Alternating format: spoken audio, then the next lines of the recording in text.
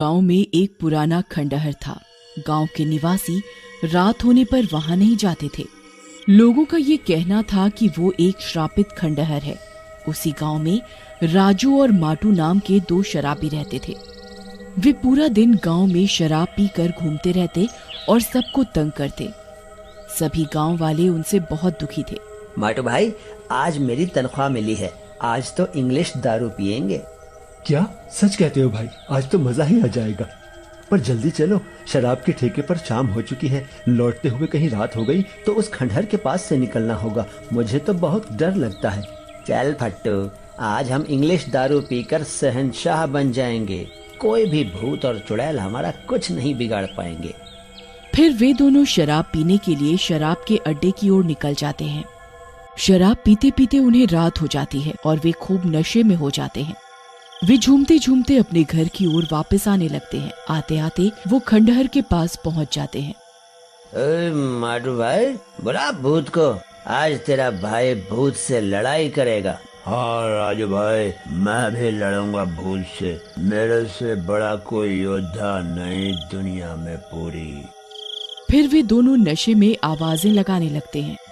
भूत भूत, कहाँ है बे भूत? निकल बाहर खंडहर से, कर हमसे मुकाबला। भाई, लगता है भूत डर गया हमसे। तभी खंडहर में से कुछ डरावनी आवाजें आने लगती हैं।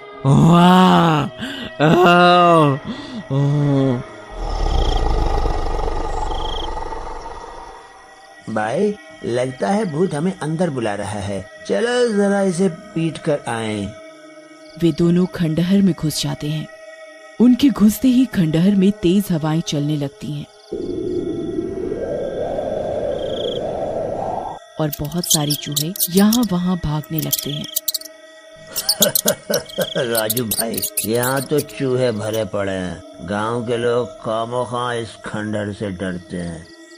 चलो वापस चलते हैं, सबको अपनी बहादुरी का किस्सा सुनाएंगे। फिर जैसे ही वह वापस जाने के लिए पीछे मुड़ते हैं, उनके सामने एक विशालकाय राक्षस खड़ा होता है, जिसका धड़ इंसान जैसा और मुंह चूहे जैसा होता है।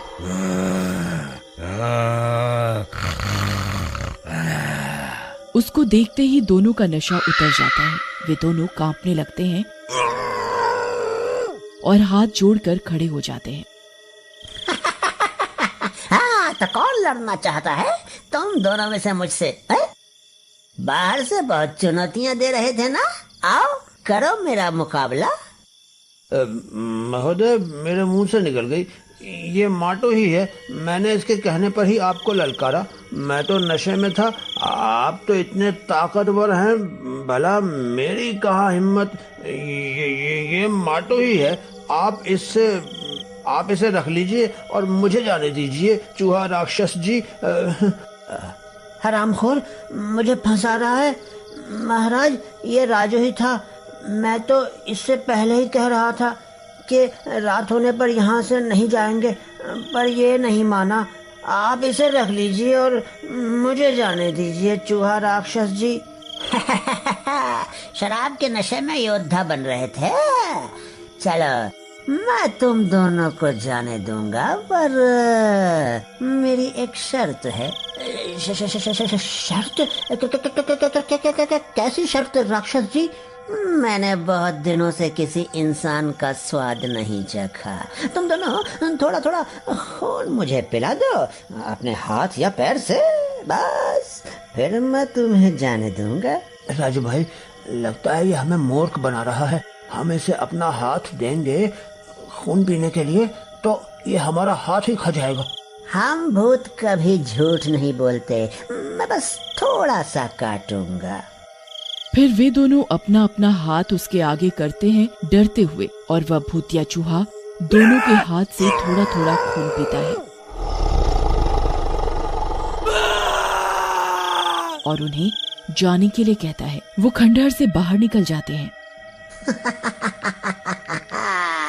मूर्ख शराबी दोनों, इन्हें पता ही नहीं लगा कि मैंने इनके हाथ पर काट कर अपना हंता वायरस इनके अंदर छोड़ दिया है। अब ये भी चूहा बन जाएंगे और इनकी मदद से मैं पूरे गांव में अपना हंता वायरस फैला दूंगा।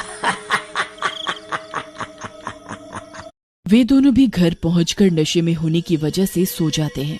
फिर सुबह होने पर मैं तो तंग आ गई हूँ। पूरा दिन शराब पीता है, रात भर सोता है, घर वालों की कोई चिंता नहीं है। हे ईश्वर, कैसा पति दिया है मुझे, क्या पाप हुआ था मुझसे। फिर वह राजू के कमरे में जाती है और वहाँ का नजारा देख उसके पैरों के नीचे से जमीन खिसक जाती है। राजू एक बड़ा सा चूहा जैसा बन गया होता है। वह जमीन पर अपने पैर और हाथ के सहारे बैठा हुआ अनाज खा रहा होता है। उसके शरीर पर चूहे जैसे बाल निकल जाते हैं, आगे के 2 दांत लंबे हो जाते हैं, आंखें एकदम लाल और नाक चूहे जैसी लंबी हो जाती है। राजू रानी को देख तुरंत झपट कर उसे काट लेता है। रानी की चीख निकलती है। उसकी चीख सुन आसपास के पड़ोसी तुरंत उसके घर की ओर भागते हैं। राजू लोगों को आता देख चूहे की तरह छत पर बने टांड में घुस जाता है। लोग देखते हैं, रानी जमीन पर पड़ी होती है और उसके पैर से खून निकल रहा होता है। अरे दैया, ये क्या हो गया रानी को? इसके पैर से तो खून निकल रहा है बहन, मैं थोड़ा नजदीक जाकर देखती हूँ। मुझे लगता है इसे किसी सांप या जंगली जानवर ने काट लिया है। चलो इसे तुरंत अस्पताल लेकर चलते हैं। जैसे ही वह उसे उठाने के लिए आगे बढ़ते हैं, रानी भी चूहे में बदलने लग जाती है। यह देखकर सब डर जाते हैं और वहाँ से भाग निकलते हैं। भागते वक्त वे राजू का घर बाहर से बंद कर देते हैं। हंता वायरस से एक और शिकार बन गया है अब मेरे मालिक का। अब मैं पूरे गांव को हंता वायरस से चूहा बना दूंगा। उधर माटू की पत्नी की आंख खुलती है तो वह देखती है उसका पति भी चूहा राक्षस बन गया होता है। पर वह समझदारी से शोरगुल न करते हुए उसे कमरे में बंद कर बाहर निकल जाती है। बाहर आकर उसे राजू और उसकी पत्नी के बारे में पता चलता है। वो सबसे कहती है, हम सबको समझदारी से काम लेना होगा। मेरा माटू भी एक भूतिया राक्षस जैसा बन गया है, पर वो बहुत आलसी है, इसीलिए अभी तक सो रहा है। मैंने उसे कमरे में बंद कर दिया है। हम सबको तुरंत गांव के डॉक्टर के पास चलना चाहिए। फिर वे गांव के डॉक्टर के पास जाते हैं। डॉक्टर साहब, अब आप ही कुछ कर सकते हैं, हमारी मदद करिए। डॉक्टर उनकी बात सुनकर तैयार हो जाता है और अपना बैग उठाकर माटू के घर की ओर चल देते हैं। वहाँ पहुँचने पर, जरा देख कर आओ, तुम्हारा राक्षस पति सो रहा है या जाग रहा है? वह खिड़की में से देखती है। वह सो रहा होता है। सो रहे हैं डॉक्टर साहब। ठीक है, कुछ लोग जाओ और उसके हाथ पैर बांध दो। मुझे उसका खून लेना है। उसी की मदद से चेक हो पाएगा कि क्या दिक्कत है। कुछ लोग माटू को बांध देते हैं। तभी अचानक उसकी आंख खुल जाती है। वह भी राजू की तरह भयानक हो गया होता है, पर बंधा होने की वजह से वो कुछ नहीं कर पाता। डॉक्टर उसका खून निकालते हैं इंजेक्शन की मदद से। छोड़ो मुझे इंसानों, छोड़ो, मैं तुम सबको चूहा लोक में ले जाऊंगा। छोड़ दे मुझे पागल डॉक्टर, मैं सबसे पहले तुझे ही शिकार बनाऊंगा।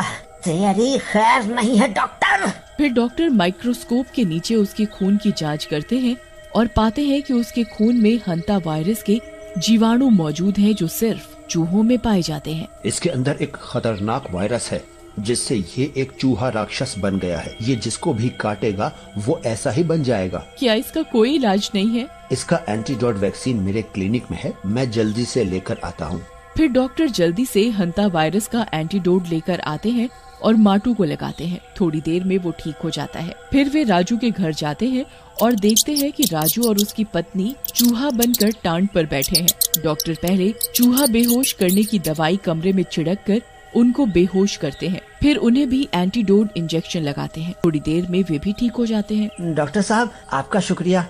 जी, आपने हमारी और हमारे गांव वालों की जान बचाई। फिर वे उन्हें उस रात की घटना बताते हैं। हमें इस बीमारी की जड़ यानी खंडहर में छिपे मेन चूहा राक्षस को मारना होगा, नहीं तो वो किसी अन्य गांव वाले को भी शिकार बना सकता है। फिर वे सब टैंकर भरकर एंटीडोट ले जाते हैं और पाइप की मदद से पूरे खंडहर पर छिड़क देते हैं।